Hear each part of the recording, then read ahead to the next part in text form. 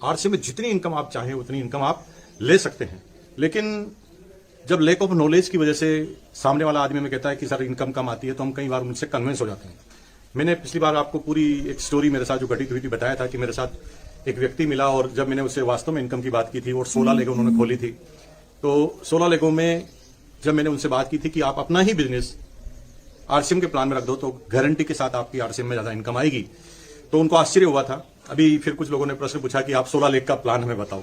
दोस्तों, इस तरह से आप ना करें, क्योंकि कोई भी कमीशन निकालने का तरीका, रॉयल्टी निकालने का तरीका, टेक्निकल निकालने का तरीका बिल्कुल एक जैसा होता है। और जो मैंने एग्जाम्पल दिया पर्टिकुलर एक एग्जाम्पल है, उसके अंदर आप खुद कोड करके निकाल सकते हैं, इसलिए इसको बहुत ज्यादा क्लियरिफाई करने की जरूरत नहीं है। आज हम उससे आगे जाते हैं कि किस तरह से इनकम आती है और रॉयल्टी और टेक्निकल की गणना किस तरह से होती है। आप इस तरीके को अच्छी तरह से समझ जाएंगे। अगर मैं बात करूं 16 लाख, इतना तो ये बोर्ड ही नहीं है, इसलिए मैं 16 लाख का प्लान आपको नहीं बता रहा हूं, क्योंकि आप यहां तक तो पहुंच नहीं पाएंगे और बड़ा कंफ्यूज हो जाएंगे। तो हम बात करें 16 लाख तो बहुत आगे की बात है दोस्त। अगर हम केवल 6 लोगों की बात करें तो भी कोई भी टक्कर में आपके बीच में नहीं है। एग्जाम्पल बोनस की कैलकुलेशन करेंगे, उसके बाद रॉयल्टी की कैलकुलेशन करेंगे, क्योंकि डिफरेंस कमीशन यहां पर बन नहीं रहा, क्योंकि 350 से ऊपर के बिजनेस है। और डिफरेंस कमीशन के बारे में मैंने आपको बहुत अच्छी तरह से जब आरसीएम के प्लान का मैंने वीडियो बनाया था तो उसके अंदर मैंने आपको ये सारी बातें बताई थी। तो अब हम इससे आगे की बात करते हैं, कैसे टेक्निकल मिलेगा, कैसे रॉयल्टी मिलेगी। दोस्तों, 2 बातें ध्यान रखिए। अगर आप रॉयल्टी लेना चाहते हैं तो किसी भी एक लेग में मिनिमम 3,50,000 का बिजनेस होना चाहिए, ये पहली कंडीशन है। और रेस्ट ऑफ जितनी भी लेगे हैं उनको मिलाकर 1,15,000 का बिजनेस होना चाहिए, तब आप इस बिजनेस के रॉयल्टी एचर बनते हैं। अब टेक्निकल की बात करते हैं। टेक्निकल पर आप किसी भी एक लेग में मिनिमम 5 लाख का बिजनेस होना चाहिए, और रेस्ट ऑफ सारी लेगों में मिलाकर अगर 5 लाख का बिजनेस है तो आप यहां पर पर्ल पिन से शुरुआत करते हैं, यानी टेक्निकल एचर से शुरुआत करते हैं। तो आइए दोस्तों, हम थोड़ी नजर डालते हैं इस प्लान में कि इसकी कैलकुलेशन कैसे होगी। आपको पूरा मजा आएगा, आपको समझ में भी आ जाएगा। देखिए, यहां मैंने कहा किसी भी एक लेग में 5 लाख से ज्यादा बिजनेस, तो आप यहां देखते हैं कि 8 लाख का बिजनेस है, 5 लाख से ज्यादा है, और रेस्ट ऑफ सारी लेगों में मिलाकर 5 लाख से ज्यादा है। तो इसका मतलब आप टेक्निकल क्वालिफाई कर गए। अब टेक्निकल कैसे निकलेगा?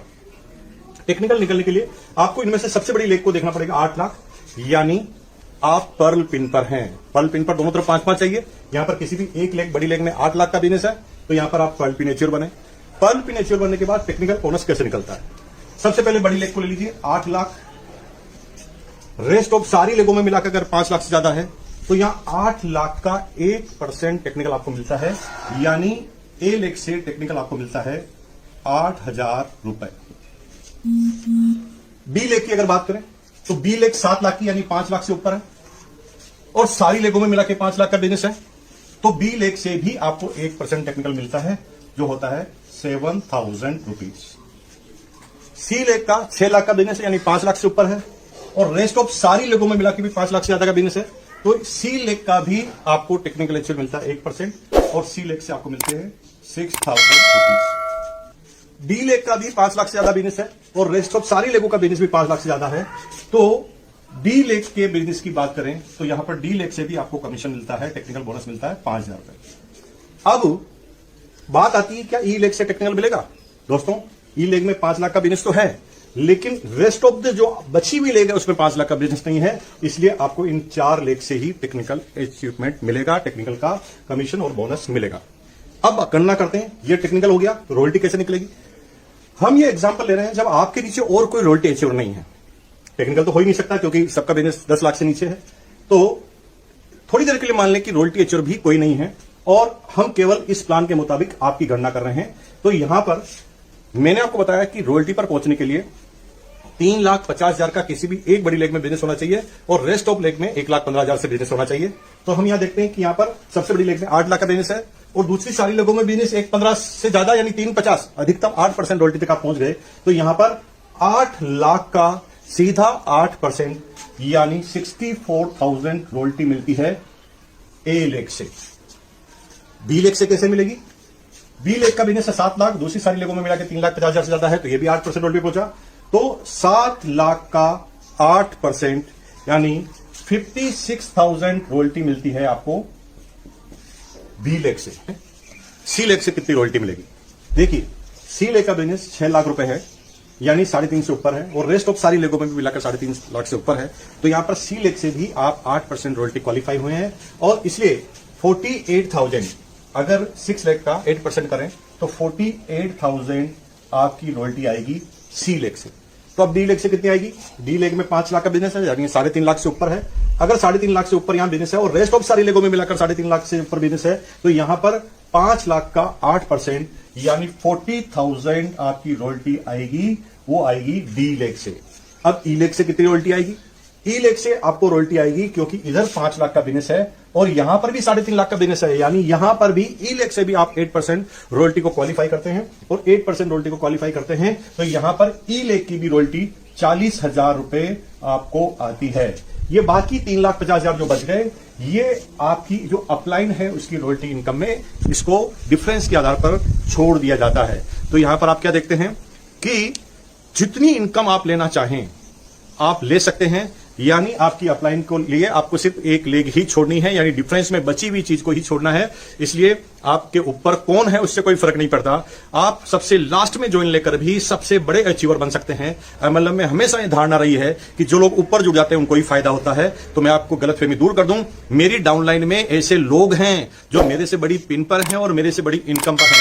इसका मतलब आप ये कह सकते हैं कि आपके ऊपर डिपेंड करता है कि आप इस बिजनेस को कर कर कितना तेज गति से कितना बड़ा काम करते हैं, उससे आपकी इनकम आती है। अब यहां पर आप निकालें कि आपका टोटल कमीशन कितना है, तो यहां पर क्लियर हो जाएगा दोस्तों। यहां पर रॉयल्टी की अगर टोटल बात करें तो रॉयल्टी की इनकम आपकी हुई 8, 7, 6, 5 यानी टोटल 26,000 रुपीज, यानी रॉयल्टी आई, सॉरी टेक्निकल बोनस आपका आया 26,000 और रॉयल्टी की इनकम की बात करें तो यहां पर रॉयल्टी की टोटल है 2,48,000। अब इन दोनों को अगर आप मिला दें तो आपकी यहां पर इनकम है 2,74,000। अब थोड़ा सा आप सोचिए टोटल बिजनेस कितना है, तो आपको आश्चर्य होगा कि 8, 7, 6, 5, 5, 3.5 को जोड़ें तो यहां पर आपका टोटल बिजनेस है सिर्फ 34,50,000। टोटल बिजनेस है 34,50,000, पिन है ओनली पर, और फिर भी आपकी इनकम है 2,74,000। ये मैंने सिर्फ 6 लेग की कैलकुलेशन बताई है दोस्तों। अगर 16 लेग में ये कैलकुलेशन करेंगे तो आपकी कितनी इनकम होगी आप करेंगे तो रात भर आपको नींद नहीं आएगी। दोस्तों ये मिथ है, ये केवल एक सिंपल सा लोगों को गुमराह करने के लिए ऐसा कहा जाता है कि आरसीएम इनकम कमाती है। दोस्तों आरसीएम से बड़ी इनकम किसी में नहीं आ सकती। कुछ लोग कहते हैं सर कुछ प्रोडक्ट में बीवी बहुत कम है, तो मेरे भाई उन प्रोडक्ट में बीवी कम है जिसको मेहनत नहीं करनी पड़ती, जिसकी डिमांड ऑलरेडी मार्केट में होती है, जिसकी डिमांड ऑलरेडी मार्केटिंग में है, उसको ऑटोमेटिक सेल होना है। अब आटा सबको, रोटी सबको खानी है, चाय की पत्ती सबको लेनी है, तो वहां पर बीवी कम होगा। अगर आप न्यूट्रिशन में जाएंगे तो बीवी ज्यादा होगा।